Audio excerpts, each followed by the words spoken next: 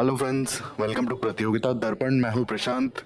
हाल ही में 77th independence day मनाया गया, तो आज हम इसी चीज़ पर डिस्कशन करेंगे कि इंडिपेंडेंस के बाद के जो 7 डिकेड्स हैं, इसमें क्या क्या इम्पोर्टेंट इवेंट्स हुए हैं और कैसे इंडिया 75 साल अपनी आज़ादी को जिया है।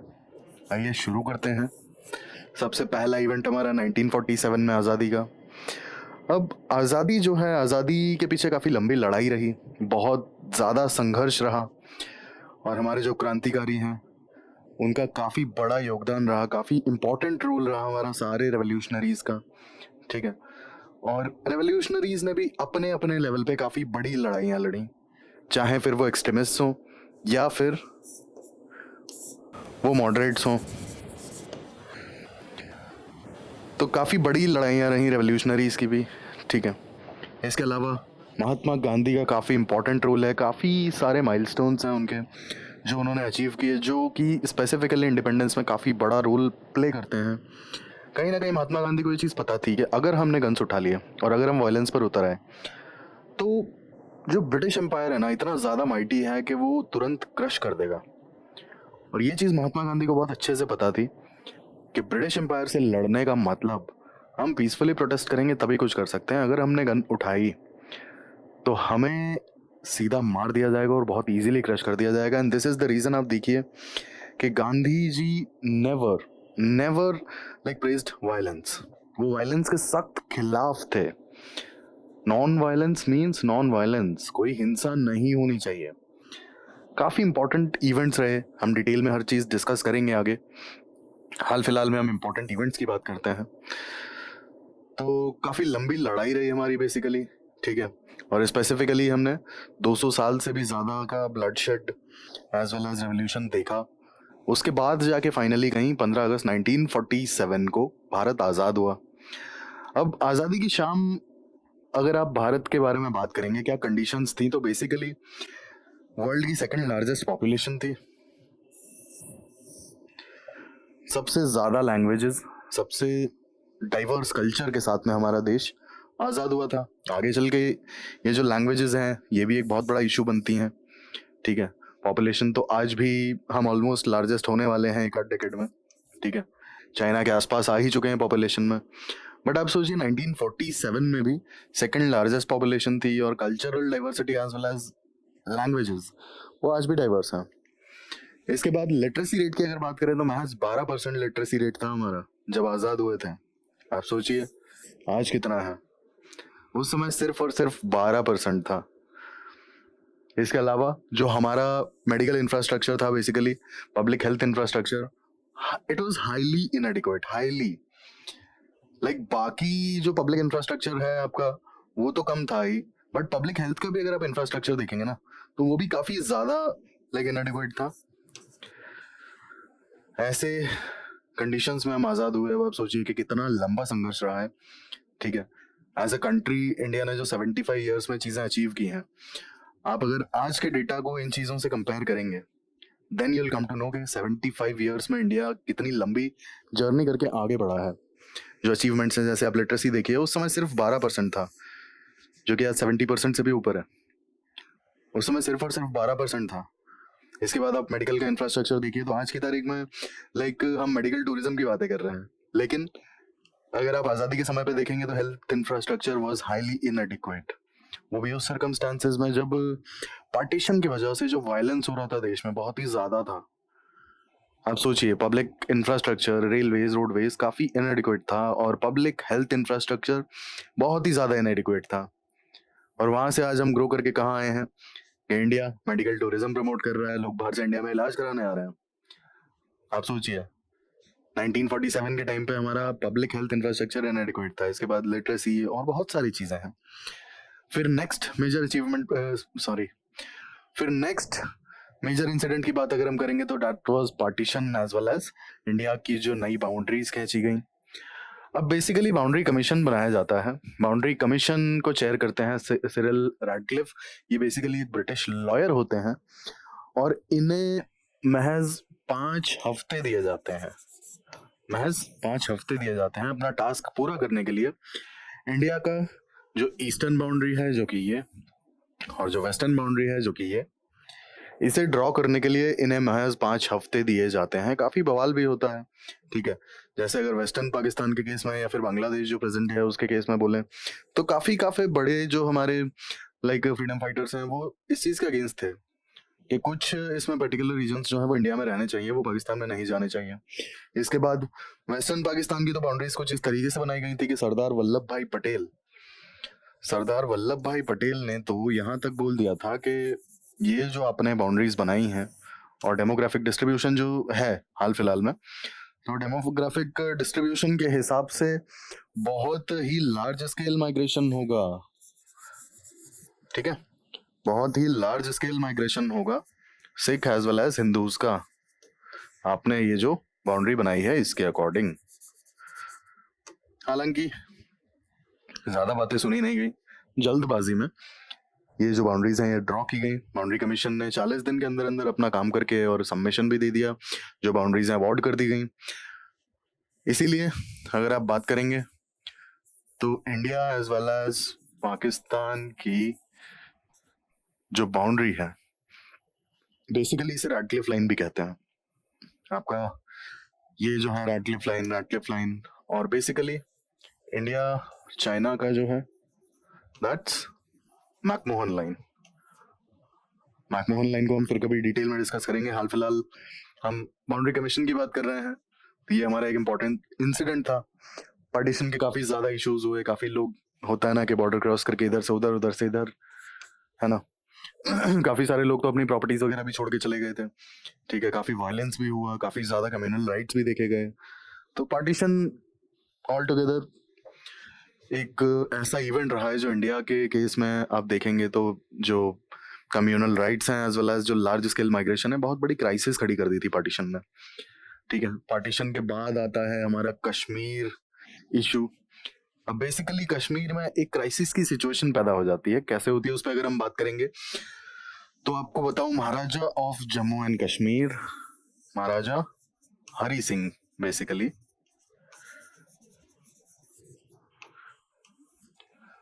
अब जो प्रिंसली स्टेट थे ना आजादी के टाइम पे 1947 में अगर आप देखेंगे तो 560 से भी ज्यादा प्रिंसली स्टेट्स उस समय पर थे। अब प्रिंसली स्टेट्स में बेसिकली काफी सारे प्रिंसली स्टेट्स जो हैं इंडिया के साथ मिलने के लिए तैयार हो गए थे, उन्होंने इंस्ट्रूमेंट ऑफ एक्सेशन साइन कर दिया था। बट जो कुछ प्रिंसली स्टेट्स हैं जिन्होंने साइन नहीं किया था उसमें से एक आता है आपका जम्मू एंड कश्मीर, ठीक है। और भी हैं जूनागढ़, हैदराबाद, बट हाल फिलहाल में हम जम्मू एंड कश्मीर की बात करेंगे। जम्मू एंड कश्मीर बेसिकली महाराजा हरी सिंह को ये लगा कि माना Kashmir is Muslim majority region, लेकिन अगर पाकिस्तान में हम जुड़ जाते हैं, पाकिस्तान के साथ मिल जाते हैं, तो हमारे यहाँ की जो Hindu as well as Sikh population है वो नाराज हो जाएगी, और अगर इंडिया के साथ में मिल जाते हैं तो हमारे यहाँ की जो मुस्लिम पॉपुलेशन है उसे बुरा लग जाएगा। तो महाराजा हरी सिंह फाइनली इस कंक्लूजन पे पहुंचे कि हम ना इंडिया के साथ जाना चाहेंगे ना पाकिस्तान के साथ जाना चाहेंगे, हम इंस्ट्रूमेंट ऑफ एक्सेशन साइन नहीं करेंगे। नहीं करने का मतलब कि कश्मीर वुड रिमेन इंडिपेंडेंट। अब बेसिकली जैसा मैंने आपको बताया, ये 560 से भी ज्यादा जो प्रिंसली स्टेट्स थे, सबके पास फ्रीडम थी कि या तो आप इंडिया को ज्वाइन कर लीजिए या आप पाकिस्तान को ज्वाइन कर लीजिए या फिर आप इंडिपेंडेंट रहिए, ठीक है। कश्मीर ने तीसरा ऑप्शन चुना, ना इंडिया ना पाकिस्तान, इंडिपेंडेंट रहना। अब होता क्या है, डेमोग्राफी को देखते हुए पाकिस्तान पूरा जोर लगा लेता है कि कश्मीर जो है पाकिस्तान में जुड़ जाए, इंस्ट्रूमेंट ऑफ एक्सेशन साइन कर ले और पाकिस्तान का हिस्सा बन जाए। लेकिन एज यूजुअल महाराजा हरी सिंह को ये परसुएट नहीं कर पाए। तो इसके बाद एक्चुअल में पाकिस्तान ने कश्मीर में एक अटैक प्लान किया। बेसिकली जो ट्राइब्समैन वगैरह हैं, tribesman as well as Pakistani army के थ्रू एक अटैक प्लान किया गया, और वहां पर लोगों को एज वेल एज जो भी सिंबल्स हैं रूल के या फिर गवर्नमेंट के, उन्हें तोड़ा जाने लगा, ठीक है, और काफी ज्यादा एग्रेसिव हो गए। अब एक्चुअल में साथ के साथ जो है आपका वायलेंस पार्टीशन वाला भी चल रहा था, ठीक है। तो पार्टीशन वाला जो वायलेंस है ये भी चालू था, तो जम्मू रीजन में काफी किलिंग्स देखने को मिली। तो बेसिकली ये महाराजा हरी सिंह के ऊपर इस चीज का भी ब्लेम आया कि जम्मू रीजन में जो किलिंग्स हो रही हैं हो सकता है महाराजा हरी सिंह का इसमें रोल हो। है ना? तो इसकी वजह से जनता को भी थोड़ा-सा कहीं न कहीं मतलब एक चीज़ इन्हें दिखने लगी कि जनता हमारी इस चीज़ का गलत मतलब ना निकाले, क्योंकि इसमें हमारा कोई रोल नहीं है। लेकिन अब जो लोग बाहर से आ रहे थे, जो ट्राइब्समैन वगैरह थे, जिनको पाकिस्तान ने भेजा था बाकायदा, उन्होंने मतलब एक तरीके से बहुत ही ज़्यादा बार्बरिक थे, ठीक है? मार रहे थे, काट रहे थे और लाइक पैसा लूट रहे थे, और होता है ना, it was not only attack. एक तरीके से आप समझ सकते हैं कि एक बार्बरिक टाइप का अटैक था बिल्कुल, कि मार रहे हैं, जान से मार दे रहे हैं, लूट ले रहे हैं, खाना, सामान, पैसा जो भी है। तो काफ़ी ज़्यादा हालत ख़राब हो गई थी, और कश्मीर को बेसिकली ये समझ में आ चुका था कि हम हैंडल नहीं कर पाएँगे। और बीच में कहीं आके बेसिकली ये अगस्त सितंबर से शुरू हो जाता है, और सितंबर बेसिकली 1947 में पाकिस्तान के साइड से कुछ एसेंशियल आइटम्स की सप्लाई भी रोक दी जाती है, ठीक है, जो ट्रेड के रास्ते में बंद हो जाते हैं। तो फाइनली हरी सिंह डिसाइड करते हैं कि अब इंडिया के साथ में इंस्ट्रूमेंट ऑफ एक्सेशन साइन करना पड़ेगा, ठीक है, अदरवाइज हमारी जो मतलब सिटीजन्स हैं, जो जनता है, ये जो ट्राइब्समैन हैं, जो पाकिस्तानी आर्मी के साथ में मिलकर अटैक कर रहे हैं, ये सबको मार देंगे, ठीक है। तो उन्होंने आनंद फानंद में साइन किया इंस्ट्रूमेंट ऑफ एक्सेशन। लेकिन महाराजा हरी सिंह को ये भी पता था कि उन्होंने अगर इंडिपेंडेंट रहने का फैसला किया है तो वो इंडिपेंडेंट रहना चाहेंगे। तो basically instrument of accession sign किया जाता है इंडिया के साथ में, और इसमें 3 चीज़ें, defence, external affairs and communication, ये 3 चीज़ें दी जाती हैं यूनियन गवर्नमेंट को, बाकी चीज़ें होती हैं स्टेट की जो रूलिंग गवर्नमेंट है उसके पास में, और ये सारी चीज़ें डिफाइंड होती हैं बेसिकली।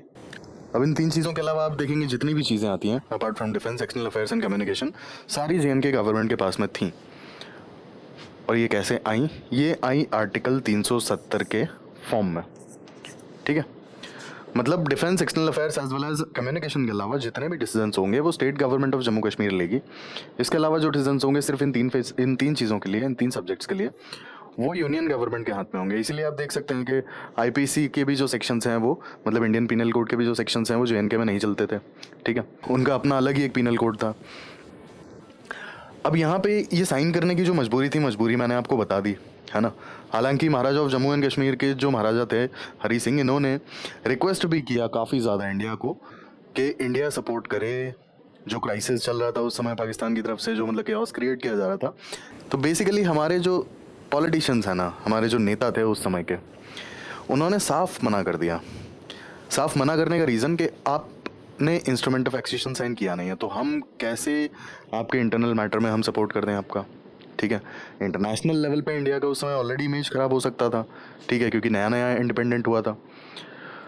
तो दिस वाज द रीज़न कि महाराजा ऑफ जम्मू एंड कश्मीर ने इंस्ट्रूमेंट ऑफ एक्सेशन को साइन किया। और जैसा कि मैंने आपको बताया कि 3 उन्होंने शर्तें रखी थी कि defence, external affairs as well as communication के अलावा आप किसी और चीज़ में हस्तक्षेप नहीं करेंगे, यानी कि इंटरफेयर नहीं करेंगे। और अगर कश्मीर की जो सिटीजन्स है, जो आवाम है, वो चाहेगी तो कश्मीर आज़ाद रहेगा। और ये सारी बातें आर्टिकल 370 में लिखी गई। हालांकि 370 के कुछ एक क्लॉजेस थे जो कि इनवैलिड हो गए थे, और फाइनली 2019 में गवर्नमेंट ऑफ इंडिया ने 370 को क्वैश कर दिया पार्लियामेंट में, ठीक है। तो ये हमारा कैसे कश्मीर इंडिया का पार्ट बना वो हमने देखा। इसके बाद आता है इम्पोर्टेंट इंसिडेंट कॉन्स्टिट्यूशन का।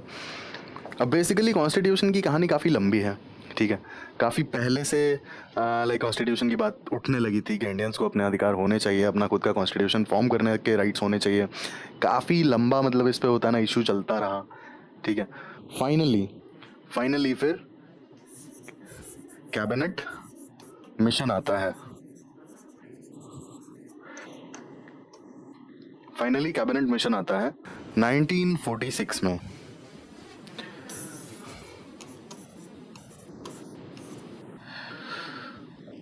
जिसकी वजह से बनती है constituent assembly. Constituent assembly finally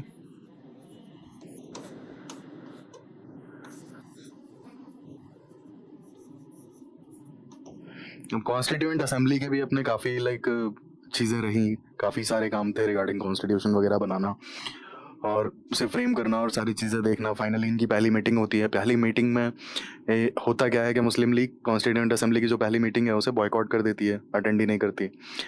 फिर पहली मीटिंग में डॉक्टर सच्चिदानंद सिन्हा पहली मीटिंग के चेयरपर्सन होते हैं और finally constituent assembly doctor Rajendra Prasad को परमानेंट चेयरमैन या फिर कॉन्स्टिट्यूएंट असेंबली के परमानेंट स्पीकर अपॉइंट कर देती है, इलेक्ट कर लेती है। ठीक है, तो कॉन्स्टिट्यूएंट असेंबली के जो इलेक्टेड स्पीकर होते हैं या चेयरपर्सन होते हैं वो होते हैं बाद में मिस्टर राजेंद्र प्रसाद। बट जो फर्स्ट चेयरपर्सन थे वो थे डॉक्टर सच्चिदानंद सिन्हा।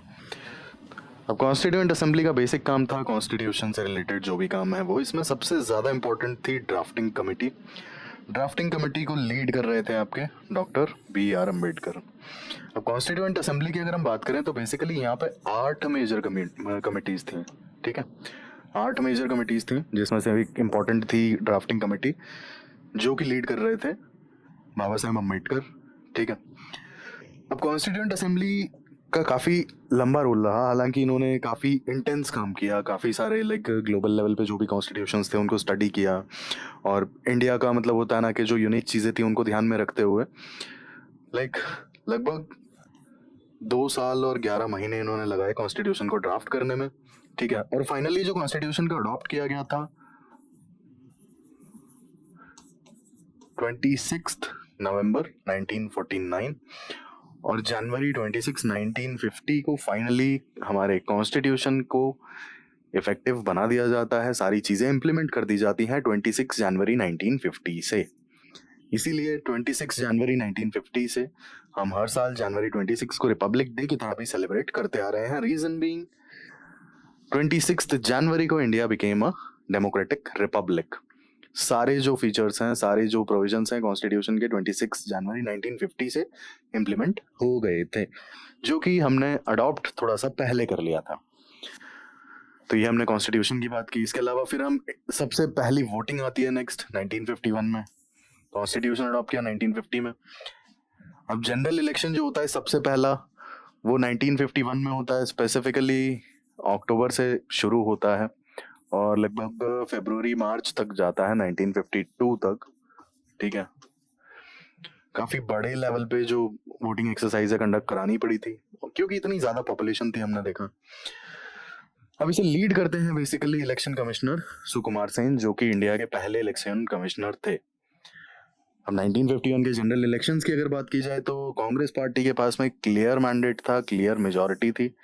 ठीक है, 364 सीट्स जीती थी out of 489 and Jawaharlal Nehru he was like undisputed elected PM। Timeline में हमारा नेक्स्ट टॉपिक है स्टेट्स रीऑर्गेनाइजेशन एक्ट 1955। बेसिकली 1955 में क्या होता है, इसके पीछे बहुत लंबी कहानी है और कैसे ये जो एक्ट है ये 1955 में आया, इसे हम डिटेल से देखते हैं। सबसे पहले क्या होता है कि जब इंडिया इंडिपेंडेंट होता है तो इंडिया के जो स्टेट्स हैं उन्हें सर्टेन कैटेगरीज में रखा जाता है। बेसिकली जो ब्रिटिश इंडिया के प्रोविंसेस थे, इसके बाद जो प्रिंसली स्टेट थे, इसके बाद जो स्पेशल स्टेटस स्टेट्स थे, तो इन्हें बेसिकली A, B, C या फिर D कैटेगरी में कैटेगराइज किया जाता है।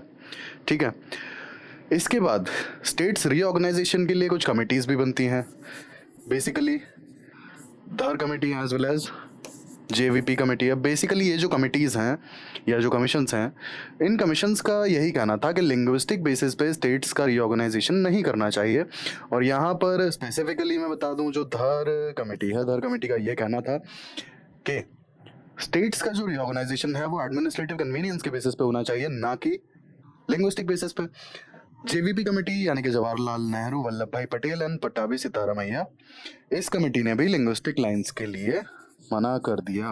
Basically that states should not be reorganised on the basis of linguistic lines.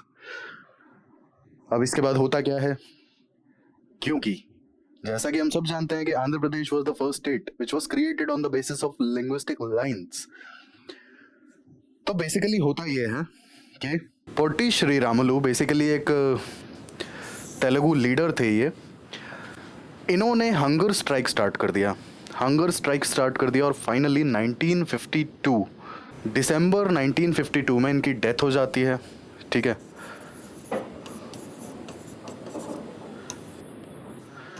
दिसंबर 1952 में जो पोटी श्रीरामुलु हैं इनकी डेथ हो जाती है and he was fighting for the cause. ठीक है, ये चाहते थे कि स्टेट ऑफ मद्रास से तेलुगु स्पीकर्स को अलग करके और एक अलग स्टेट बनाया जाए स्पेसिफिकली फॉर तेलुगु स्पीकर्स। इनकी डिमांड हमेशा से यही रही थी। और क्योंकि ये काफ़ी बड़े लीडर थे तो इनकी डेथ के बाद गवर्नमेंट को आंध्र प्रदेश 1953 में बनाना पड़ा, और ये बनाया गया था बेसिकली तेलुगु स्पीकर्स के लिए, स्टेट ऑफ मद्रास से बाइफरकेट करके। अब पहला स्टेट तो बन गया लिंग्विस्टिक लाइंस पर, तो इसके बाद बाकी स्टेट्स ने भी डिमांड करना शुरू कर दिया, और फाइनली आपकी जो स्टेट्स रीऑर्गेनाइजेशन कमीशन, बेसिकली फजल अली कमीशन भी कहा जाता है, ठीक है, तो क्योंकि इनके जो चेयरमैन थे Fazal Ali was chairing this states reorganisation commission, that's why. इनके जो अदर मेंबर्स थे वो थे K M. Panikkar as well as H N. Kunzru. अब स्टेट्स रीऑर्गेनाइजेशन कमीशन का ये कहना था कि लिंग्विस्टिक लाइंस पर स्टेट्स बनाए जा सकते हैं। रिपोर्ट इनकी सबमिट हुई है 1955 में, ठीक है, 1955 में बेसिकली रिपोर्ट सबमिट होती है। और जैसा कि हम सब जानते हैं कि स्टेट्स रीऑर्गेनाइजेशन एक्ट जो है ये फाइनली 1956 में इनैक्ट कर दिया जाता है। अब बेसिकली यहाँ पर 14 स्टेट्स बनते हैं एज वेल एज 6 यूटीज बनाई जाती हैं, ठीक है। अब अगले इंसिडेंट की अगर हम बात करें तो it is Kerala gets first communist government in 1957। Timeline पे हमारा जो अगला इवेंट है वो ये है। अब बेसिकली केरला में पहली बार कोई इलेक्टेड कम्युनिस्ट गवर्नमेंट आती है, ठीक है, क्योंकि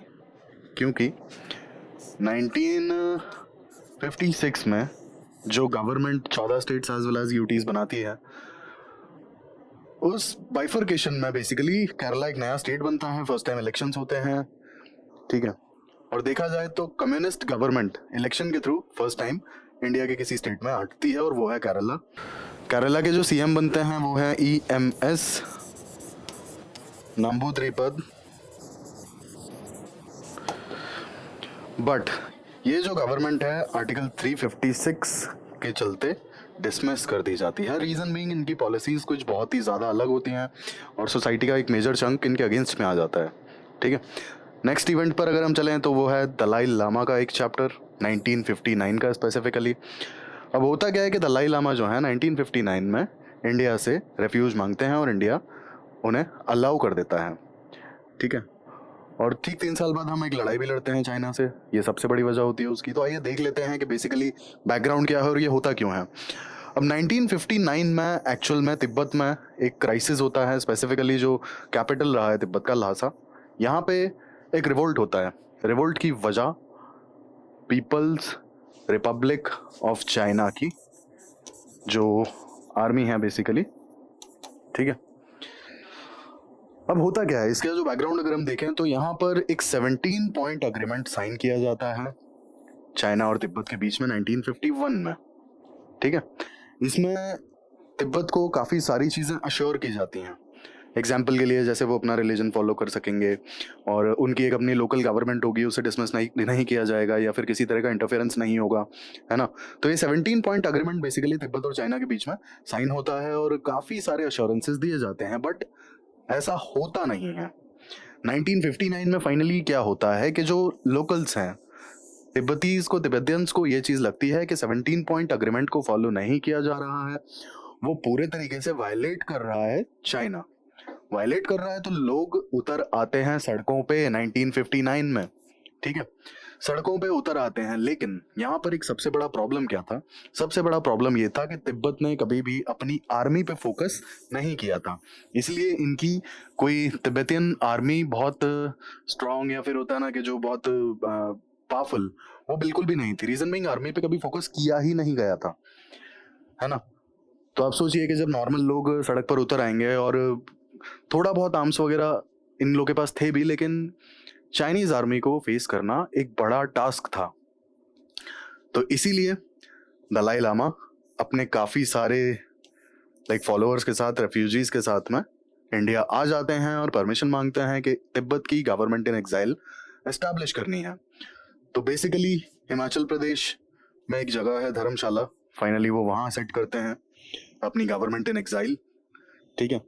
और जो तिब्बतियन रेफ्यूजीज आते हैं वो कर्नाटका, मध्य प्रदेश और हिमाचल में कई जगह पर सेटल हो जाते हैं। रीजन बीइंग ये क्राइसिस बहुत बड़ा होता है, लोग सड़कों पे तो आ जाते हैं कि 17 पॉइंट अग्रीमेंट जो चाइना के साथ साइन किया गया था वो फॉलो नहीं हो रहा है, वो वायलेट हो रहा है। लेकिन जैसा कि मैंने आपको बताया, कोई आर्मी नहीं थी तिब्बत के पास, और चाइनीज आर्मी को फेस करना बहुत टफ टास्क था। और चाइनीज आर्मी ने ये जो बेसिक रिवोल्ट था इसको इतना बुरी तरीके से क्रश किया था ना, इतना बुरे तरीके से क्रश किया था कि वहां से काफी लोग एज रेफ्यूजी चले आए। फिर हमारा अगला चैप्टर आता है नॉन अलाइंड समिट, बेसिकली 1961 में बेलग्रेड में हुई थी, प्रेजेंट डे सर्बिया में है। अब होता क्या है, इसके पीछे की अगर हिस्ट्री हम देखें तो इसके पीछे की हिस्ट्री ये कहती है कि कोल्ड वॉर का जो एरा था ना, कोल्ड वॉर के एरा में काफी सारी कंट्रीज ऐसी थी जो पिसना नहीं चाहती थी। ठीक है, जैसे कोल्ड वॉर एरा जो था उसमें अगर आप देखेंगे तो it was a bipolar world. ठीक है, और दो पोल्स कौन कौन से थे, USSR and USA. Second world war के बाद में काफी ज्यादा प्रॉब्लम्स यहाँ पर चल रही थी इन दोनों कंट्रीज के बीच में। बट सबसे बड़ा मुद्दा जानते हैं यहाँ पर क्या है, सबसे बड़ा मुद्दा था कि यूएसएसआर जो था ये आपका सोशलिस्ट था और यूएसए जो था आपका कैपिटलिस्ट था। तो ये एक तरीके से कोल्ड वॉर जो था ना, ये आइडियोलॉजिकल वॉर भी था, सेकेंड वर्ल्ड वॉर के बाद में शुरू हुआ। ठीक है, और क्योंकि जैसा कि मैंने आपको बताया कि यूएसएसआर जो था ये सोशलिस्ट था और यूएसए कैपिटलिस्ट फिलोसफी पे चलने वाली कंट्री था, तो एक आइडियोलॉजिकल वॉर भी था ये। और कोल्ड वॉर इसे इसलिए कहा जाता है क्योंकि कोई डायरेक्ट कन्फ्रंटेशन नहीं होता था। ठीक है, डायरेक्ट कन्फ्रंटेशन नहीं होता था, बस अपना जो स्फीयर ऑफ इन्फ्लुएंस है वो बढ़ाना है। लेकिन अगर आप सोचें कि डायरेक्टली कोई किसी तरह की लड़ाई यहाँ पर होगी, मिसाइल्स चलेंगी, तो वो नहीं होता था, वो बिल्कुल नहीं होता था, है ना। ऐसा कोई सिनेरियो आप इमेजिन नहीं कर सकते हैं यहाँ पे, इसीलिए इसे कोल्ड वॉर कहते हैं। अब यहाँ पे बहुत सारी ऐसी कंट्रीज थी जो ये जो राइवलरी है ना इसका शिकार नहीं होना चाहती थी, और वो किसी भी तरफ अलाइन नहीं होना चाहती थी, न्यूट्रल रहना चाहती थी। ठीक है, अगर उन्हें यूएसएसआर से कोई बिजनेस करना है तो वो भी कर सके, उन्हें यूएसए से अगर कोई बिजनेस करना है वो भी कर सके, उन्हें यूएसएसआर से अगर अपने होता है डिप्लोमेटिक रिलेशंस मेंटेन करना है तो वो भी हो जाए, यूएसए से अगर अपने डिप्लोमेटिक रिलेशंस मेंटेन करने हैं तो वो भी पॉसिबल हो। तो बेसिकली ये एक विजन था और नाम था इसका नॉन अलाइनमेंट। अब यहाँ पर हमारे इंडिया के first PM Jawaharlal Nehru ji, Yugoslavia के जो लीडर थे जोसेफ ब्रोज टीटो, इजिप्ट के गमाल अब्दुल नासिर, ये तीनों लीडर्स साथ में आते हैं और नॉन अलाइनमेंट का एक विजन रखते हैं। और ये तीनों कंट्रीज ये चाहती हैं कि हमें किसी भी कंट्री के साथ में अलाइन ना करना पड़े, बेसिकली यूएसएसआर हो या यूएसए। ठीक है, और नॉन अलाइनमेंट ऐसा नहीं है कि मतलब आप सोचेंगे नॉन अलाइनमेंट मतलब दोनों से दूरी बनाए रखना। नॉन अलाइनमेंट का बेसिक मतलब ही था न्यूट्रलिटी। ठीक है, न्यूट्रलिटी, आप न्यूट्रल रहेंगे, आप ना तो किसी का फेवर करेंगे ना ही किसी से दूरी बनाएंगे, किसी को रेजिस्ट करेंगे, आप न्यूट्रल रहेंगे, है ना। हालांकि इंडिया का अगर आप इसके बाद का जो एरा देखेंगे तो कहीं ना कहीं थोड़ा सा प्रो यूएसएसआर दिखती हैं चीज़ें। स्पेसिफिकली अगर हम आगे बांग्लादेश का मतलब देखेंगे कि जो 1971 की जो वॉर है बेसिकली, तो उस वॉर में कैसे इंडिया ने यूएसएसआर का सपोर्ट ले करके और उस वॉर को टिकल किया, एड्रेस किया, तो कहीं ना कहीं आगे चल के प्रो यूएसएसआर इंडिया का स्टैंड थोड़ा सा दिखता है। लेकिन वो भी बहुत ऐसा नहीं है कि हम एंटी यूएसए मतलब चले जाते हैं, है ना। But non alignment basically focus करता है न्यूट्रलिटी को। अब इस विजन के लिए साथ में जो तीन कंट्रीज आती हैं बेसिकली यूगोस्लाविया, इजिप्ट एंड हमारे इंडिया के first prime minister Jawaharlal Nehru. अब इसके बाद पहली कॉन्फ्रेंस होती है, इसे कंसेप्चुलाइज किया जाता है और बेसिकली यहाँ पे जो प्रिंसिपल्स है ना, मोर और लेस वो पंचशील वाले ही प्रिंसिपल्स हैं। ठीक है, non interference and diplomatic sovereignty और वो स्ट्रैटेजिक लाइक ऑटोनॉमी और वो सारी जो चीज़ें हैं, तो मोर और लेस पंचशील वाले ही प्रिंसिपल्स हैं यहाँ पर भी। अब फर्स्ट कॉन्फ्रेंस होती है 1961 में, वो होती है बेलग्रेड में, बेसिकली जो प्रेजेंट डे सर्बिया में है, बट उस समय यूगोस्लाविया में था।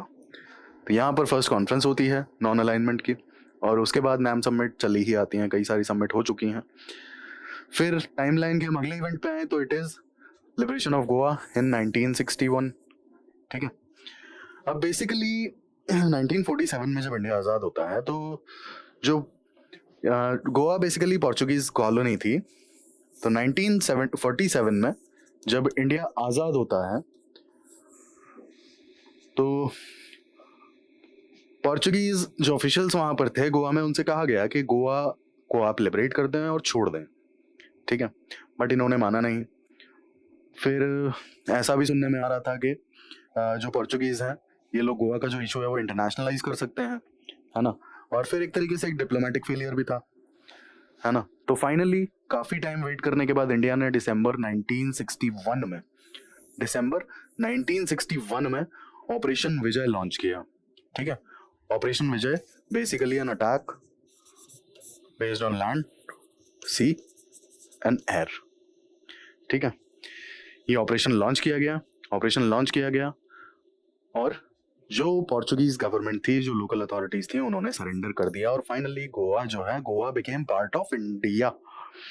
बट शुरुआत में गोवा फुल फ्लेजेड स्टेट नहीं था, Goa was a union territory और लोगों की शुरुआत में राय भी यही थी कि यूनियन टेरिटरी रहने दिया जाए। बट फाइनली 1987 में जाके गोवा को स्टेटहुड प्रोवाइड किया जाता है और 1987 में गोवा स्टेट बन जाता है, फुल फ्लेजेड स्टेट, ठीक है। बट पहले गोवा वाज अ यूटी। अब हम टाइमलाइन के अगर अगले इवेंट में आए तो बेसिकली इंडो चाइना वॉर 1962। अब इंडो चाइना वॉर का बेसिकली मैंने आपको एक सबसे बड़ा रीजन बता दिया कि दलाई लामा को जो रेफ्यूज दी गई थी ना, इस चीज से बीजिंग काफी ज्यादा खफा हो रखा था, काफी नाराज था, ठीक है, और बस वो मौका ढूंढ रहे थे। फाइनली अक्टूबर 20, 1962 को eastern as well as western theatre attack launch किया जाता है, ठीक है। इसके बाद इंडिया चाइना का कहीं ना कहीं जो बाउंड्री डिस्प्यूट था वो भी चल ही रहा था। अब बेसिकली अरुणाचल प्रदेश में चाइना और इंडिया के बीच में जो बाउंड्री है उसे मैकमोहन लाइन भी कहा जाता है। मैकमोहन लाइन को चाइना रिकॉग्नाइज नहीं करता है, आज भी नहीं करता है, ठीक है, उस समय भी नहीं करता था और बाउंड्री डिस्प्यूट्स बहुत ही ज़्यादा थे। और दूसरा, दलाई लामा को 1959 में रिफ्यूज देने का भी गुस्सा था, ठीक है, तो इसीलिए चाइना ने अटैक किया Aksai Chin as well as आपका अरुणाचल के साइड से, दोनों तरफ से, Leh Ladakh as well as Arunachal के साइड से, दोनों तरफ से अटैक हुआ। अब थोड़े से टेरिटोरियल गेन्स हुए, काफ़ी ज़्यादा नुकसान हुआ, काफ़ी डैमेज हुआ इंडिया को। इंडियन आर्मी मतलब होता है ना कि बहुत ज़्यादा स्ट्रांग नहीं थी और उतना प्रिपेयर्ड भी नहीं थी, काफ़ी अच्छे से लड़े, लेकिन इसके बावजूद भी काफ़ी लॉस देखने को मिला और चाइना ने काफ़ी टेरिटोरियल गेन किया। टेरिटोरियल गेन करने के बाद बेसिकली अपना मिलिट्री माइट इन्होंने दिखा दिया कि यस हमारी आर्मी स्ट्रांग है, ठीक है, ये क्लियर मैसेज था चाइना की तरफ से। और सडनली इन्होंने यूनिलैटरल सीज फायर डिक्लेयर कर दिया।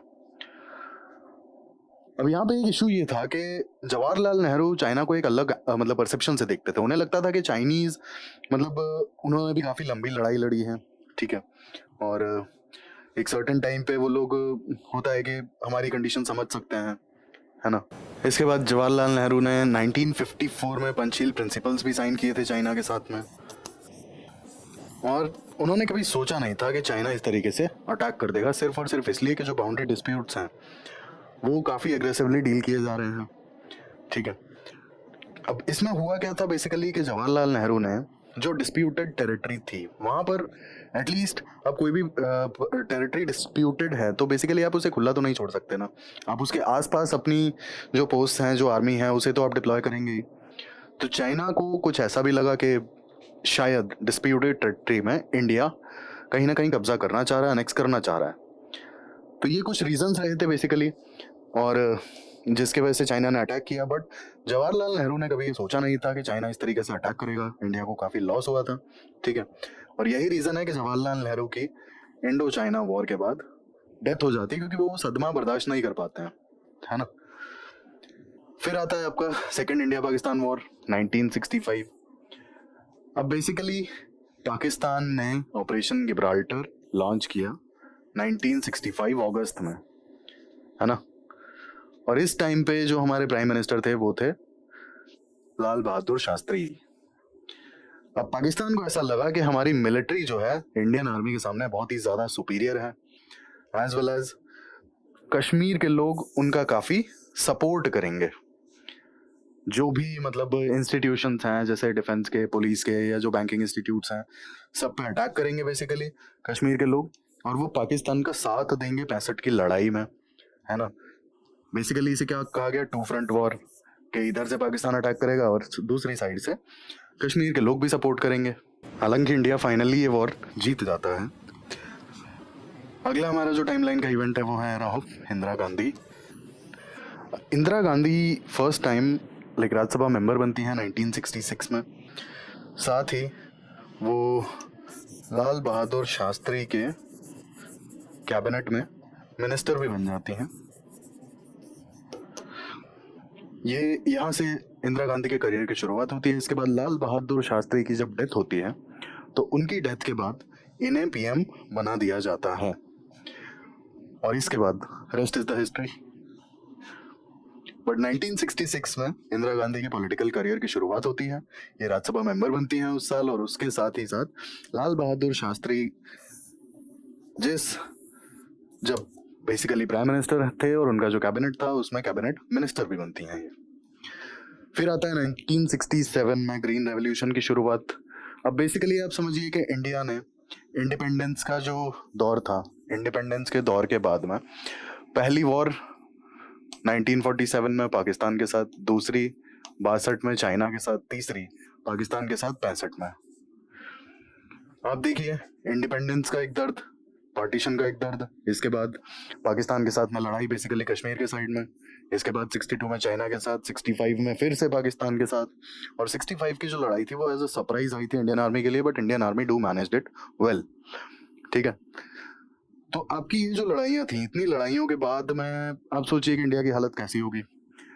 Basically farm land expansion country कर रहा था, ठीक है, लेकिन उससे भी तेजी से एक चीज बढ़ रही थी, वो थी पॉपुलेशन। एग्जैक्टली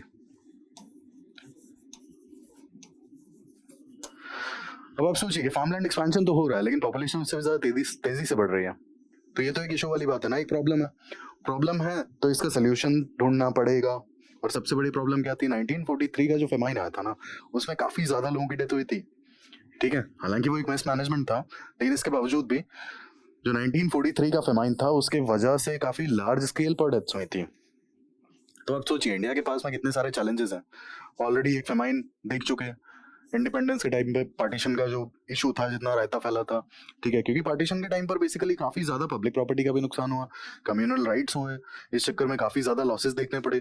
ठीक है, फिर आता है कि जो हमारी वॉर्स हुई पाकिस्तान के साथ में और चाइना के साथ में, तो ये सारी प्रॉब्लम्स तो चल रही हैं। फार्म लैंड का जो मतलब एक्सपेंशन है वो भी हो रहा है, लेकिन पॉपुलेशन तेजी से बढ़ रही है। आप सोचिए हालत कैसी थी। तो बेसिकली ग्रीन रेवोल्यूशन के जो फाउंडर थे नॉर्मन बोरलो, हालांकि इन्हें अपने जो बेसिकली HYV सीड्स हैं तो उसका जो परफॉर्मेंस था उसके लिए इनको बाद में नोबेल प्राइज भी मिला था।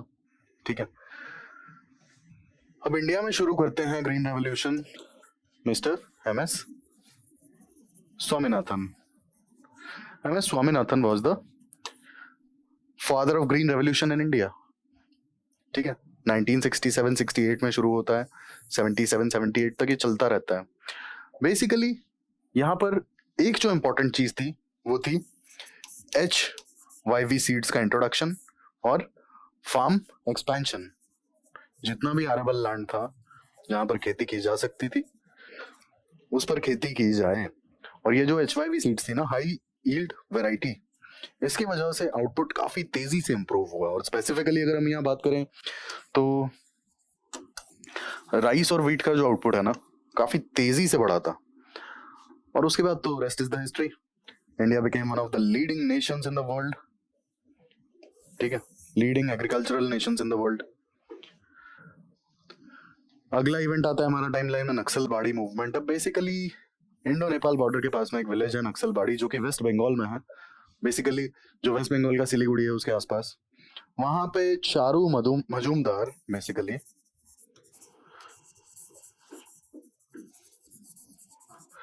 चारू मजूमदार ने, इन्हें ऐसा लगता है कि इट्स लाइक राइप टाइम कि अब हम एक पीपल्स रेवोल्यूशन शुरू करें और जो भी लोकल लैंडलॉर्ड्स थे और स्टेट अथॉरिटीज थी उनके खिलाफ एक मूवमेंट स्टार्ट कर दिया जाए।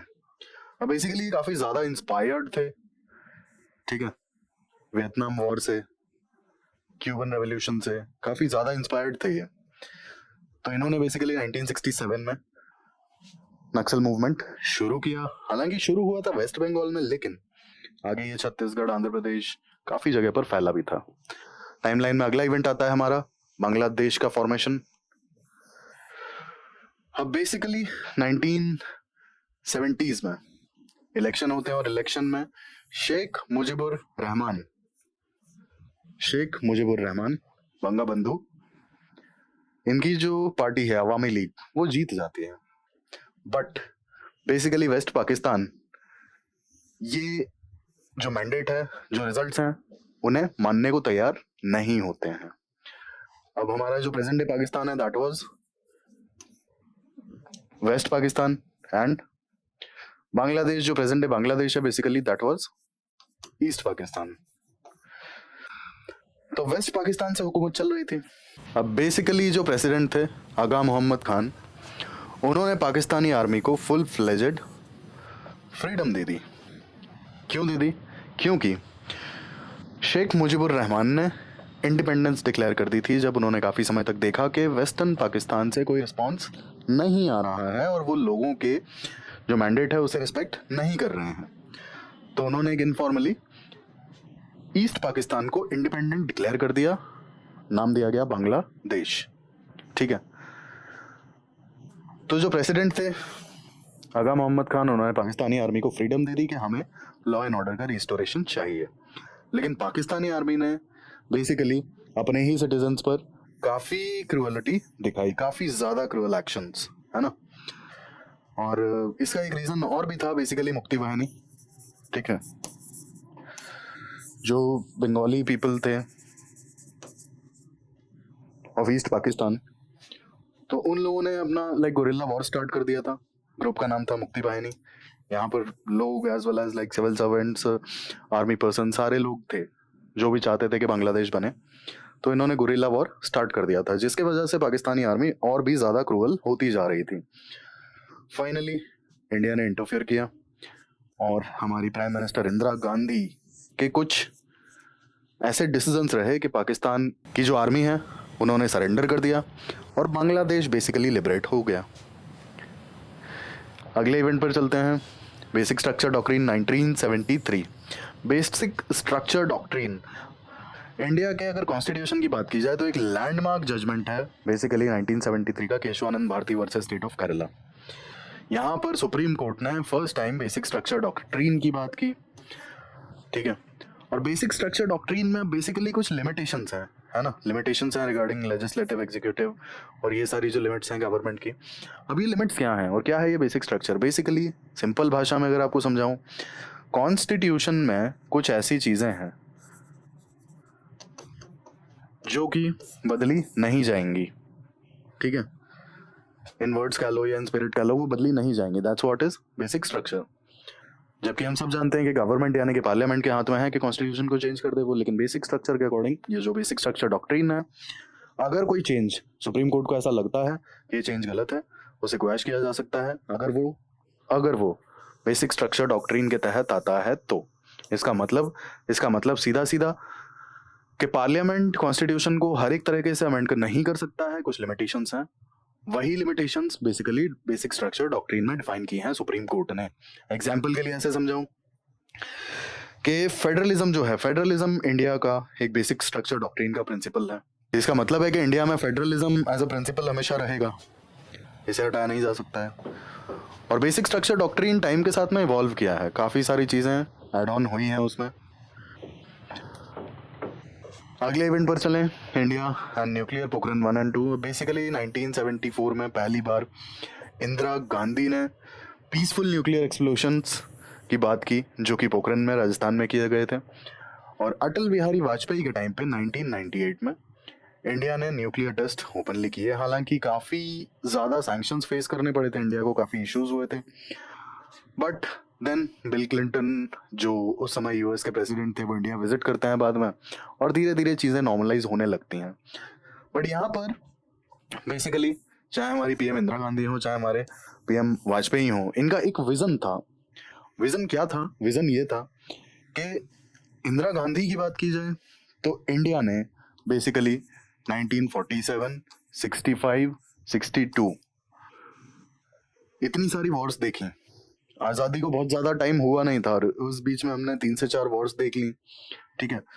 तो कहीं ना कहीं प्राइम मिनिस्टर इंदिरा गांधी का जो विजन था वो यही था कि इंडिया के पास में न्यूक्लियर पावर होनी चाहिए, ठीक है। और वाजपेयी जी का जो विजन था वो ये था कि कहीं ना कहीं एक कुछ चीजें थी ऐसी और कुछ ऐसे डाउट्स थे कि शायद पाकिस्तान के पास न्यूक्लियर वेपन पहुंच चुका है।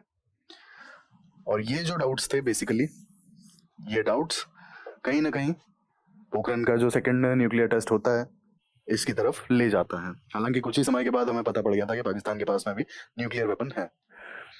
इसके बाद आता है इमरजेंसी 1975 में। Emergency basically prime minister Indira Gandhi ने इंटरनल इमरजेंसी लगाई थी, बेसिकली इंटरनल इमरजेंसी जो कि लगी थी जून 25 1975 को। डिसीजन की वजह से जो भी सिविक राइट्स थे और जो पॉलिटिकल अपोजिशन के जितने भी लीडर्स थे सबको अरेस्ट कर लिया गया था, जो राइट्स थे वो सस्पेंड कर दिए गए थे और काफी सारे पॉलिटिकल एक्टिविस्ट को अरेस्ट भी किया गया था। काफी डार्क एरा था। स्पेसिफिकली अगर हम बात करें तो civil as well as human rights बहुत बुरी तरीके से सस्पेंड हो गए थे। हालांकि लेटर जो कुछ अमेंडमेंट्स आते हैं, अमेंडमेंट्स में कुछ चेंजेस किए जाते हैं इसको लेकर के और फाइनली जो इंटरनल डिस्टर्बेंस है उसे चेंज कर दिया जाता है। इसके बाद आता है हमारा नेक्स्ट टाइमलाइन का एक इवेंट, 42nd कॉन्स्टिट्यूशनल अमेंडमेंट। ये नवंबर 11 1976 को लेकर आया जाता है, पार्लियामेंट इसे पास कर देती है और सारे चेंजेस एक ही तरफ इशारा करते हैं कि बैलेंस ऑफ पावर जो है, balance of powers union level पे जो एग्जीक्यूटिव होगा उसके पास में रहेगा, उसके तरफ इंक्लाइंड रहेगा या उनके फेवर में बायस्ड रहेगा। हालांकि बाद में काफी चीजें इसमें चेंज होती हैं। इसके बाद आता है आपका असम अकॉर्ड 1985।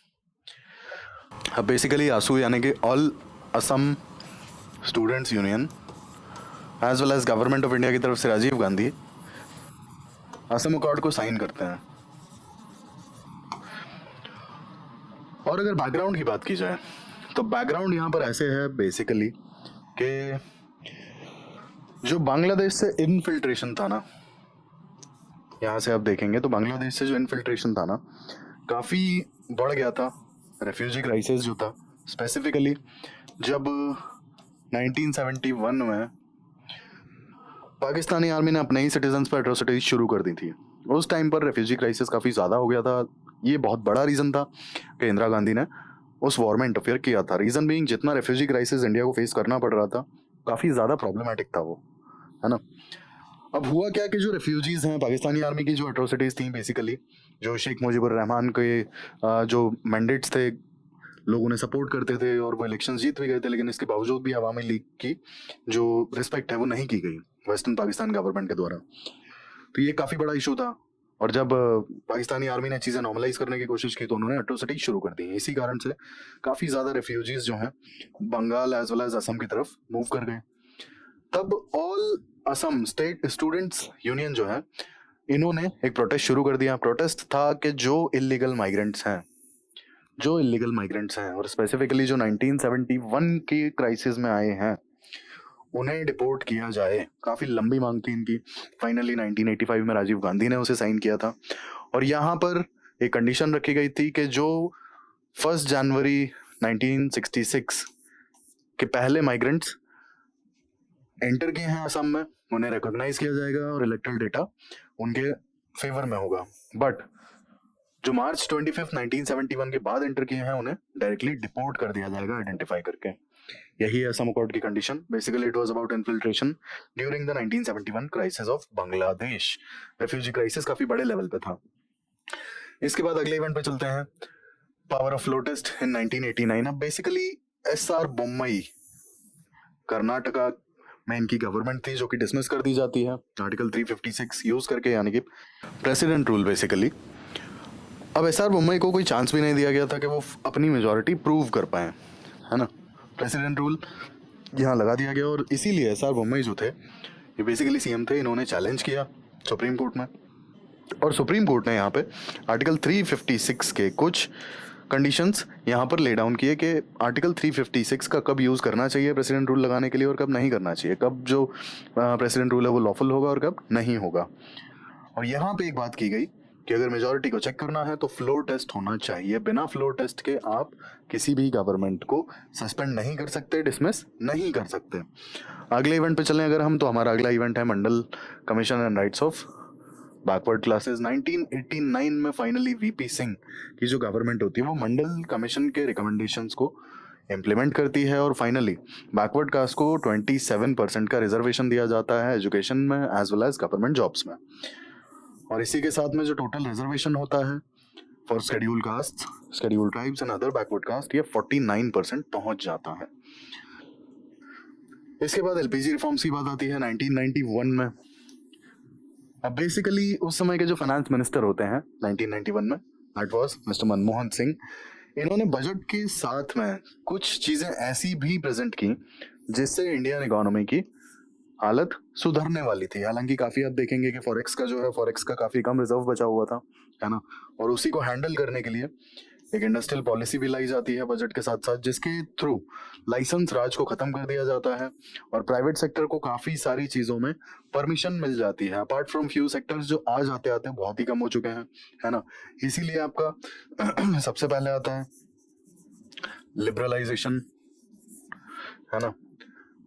जो लाइसेंस राज है वो हट गया, बेसिकली इकोनॉमी जो है वो थोड़ी सी लिबरल हो गई। इसके बाद आपका हो जाता है प्राइवेटाइजेशन, मतलब प्राइवेट सेक्टर को काफी सारी फ्रीडम दे दी जाती है काफी सारे सेक्टर्स में एंटर करने के लिए। उन्हें हर चीज में ना लाइसेंस लेना पड़ेगा, ना ही हर चीज में रेस्ट्रिक्शंस फेस करने पड़ेंगे। बहुत सारे सेक्टर्स होता है कि टोटली प्राइवेट सेक्टर के लिए खोल दिए गए। और इसके बाद आता है आपका ग्लोबलाइजेशन, के ग्लोबल लेवल पे इकोनॉमी को कनेक्ट करना, है ना, जैसे एफडीआई वगैरह अलाउ करना और ये सारी चीजें।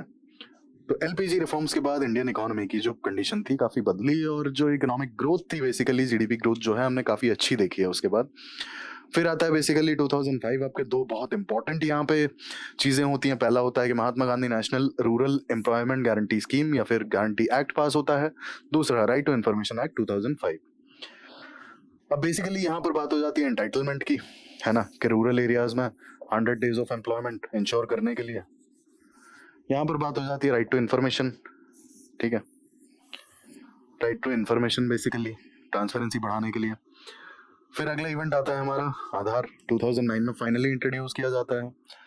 अब यहाँ पर बेसिक मोटिव जो था, बेसिक मोटिव शुरुआत में था कि एक यूनिक आईडी होगी जिससे कि बेनिफिट्स की डायरेक्ट डिलीवरी इंश्योर की जा सके। हालांकि साथ के साथ कुछ और चीजें भी आती हैं यहाँ पर, जैसे कि डेटा प्रोटेक्शन, प्राइवेसी प्रोटेक्शन, ये सारी चीजें। बट अगर आप देखेंगे तो आज की कंडीशन में गवर्नमेंट ने किस तरीके से आधार को यूज किया है ना बेनिफिट्स डिलीवर करने के लिए, तो आप देखिए जैम ट्रिनिटी, ठीक है, Jan Dhan bank account, Aadhaar and mobile number, कितने मतलब बेहतरीन तरीके से जो भी कहना चाहिए कि फेक बेनिफिशियरीज हैं उन्हें एलिमिनेट कर दिया गया। इसके बाद आता है हमारा एक और important event, GST, goods and services tax, ठीक है, which came into effect from July 1st 2017। अब यहाँ पर बहुत सारी चीजों में जो है यूनिफिकेशन है टैक्सेस में, है ना, और स्टेट्स को काफी सारी चीजों में अपना जो राइट टू टैक्स है वो गिव अप करना पड़ा, other than fuel as well as liquor. और यहाँ पर काफी हाई ग्रोथ रेट इंश्योर की गई थी। इसके अलावा जीएसटी कॉम्पनसेशन भी प्रोवाइड किया गया सेंटर की तरफ से इन केस अगर टैक्स कलेक्शन में लाइक शॉर्टफॉल आती है तो। फिर आता है हमारा एक और इम्पोर्टेंट इवेंट, जब होमोसेक्सुअलिटी को लीगलाइज किया जाता है। बेसिकली होता क्या है कि होमोसेक्सुअलिटी अगर आप देखेंगे section 377 of IPC, it penalised homosexuality, ठीक है। और ये अगर आप देखेंगे तो ये कॉलोनियल एरा का लॉ है ना, और ये काफी जगह पर तो ये it is like already quashed. India में था तो इंडिया में भी हो गया। और यहाँ पर सुप्रीम कोर्ट का जो तर्क था बेसिकली वो ये था कि जो एलजीबीटीक्यू कम्युनिटी है उनके भी अपने राइट्स हैं और उनका जो राइट टू फ्रीडम है as well as right to जो डिग्निटी है। सेक्शन 377 कहीं ना कहीं एलजीबीटीक्यू कम्युनिटी के right to freedom and expression को इन्फ्रिंज करता है। Lastly article 370। अब जैसा कि हमने बात की थी कि जो कश्मीर के महाराजा हैं थे मिस्टर महाराजा हरी सिंह, इन्होंने इंस्ट्रूमेंट ऑफ एक्सेशन साइन किया था और इसमें कुछ चीजें थी जो यूनियन गवर्नमेंट को दी गई थी, basically defence, external affairs and communication. अब ये चीजों के अलावा बाकी सारी चीजें जो थी वो जेएनके गवर्नमेंट के पास में थी और उनके जेएनके गवर्नमेंट के पास काफी ऑटोनॉमी थी इसके रिगार्डिंग। तो फाइनली आर्टिकल 370 को 2019 में हटा दिया जाता है और जम्मू एंड कश्मीर को 2 यूनियन टेरिटरीज में रीऑर्गेनाइज किया जाता है JNK and UT of Ladakh. हालांकि इसे क्वैश करने के बाद एक चीज इंश्योर की गई JNK गवर्नमेंट को कि जब चीजें नॉर्मल होंगी तो लाइक स्टेटहुड जो है JNK को दोबारा दे दिया जाएगा, but Ladakh will remain a union territory. और बेसिकली हटाने का कोई ऐसा खास रीजन नहीं था, लेकिन हाँ कुछ चीजें जो लूप होल्स थे बेसिकली, तो वो कहना चाहिए कि बाहरी ताकतें उसका यूज करती थी। और जैसा कि हमने देखा कि कश्मीर में सेपरेशन के जो इश्यूज थे बहुत ज्यादा उठते थे, तो 370 हटा करके फाइनली होता है इंडिया ने यूनिफिकेशन की तरफ एक कदम उठाया, है ना। हालांकि डिस्प्यूटेड टेरिटरी है, बट स्टिल 370 की वजह से जो सेपरेशन की आग थी, काफी लोग इसका बहुत अच्छे से फायदा उठा पाते थे और सेपरेशन की आग लगा पाते थे।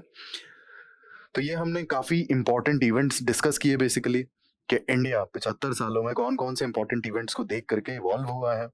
और आप देखेंगे कि सारे इवेंट्स जो हैं एग्जाम पॉइंट ऑफ व्यू से बहुत ही ज्यादा इंपॉर्टेंट है। हमने बहुत शॉर्ट में डिस्कस किए क्योंकि काफी सारे थे और हमारे पास काफी कम टाइम था।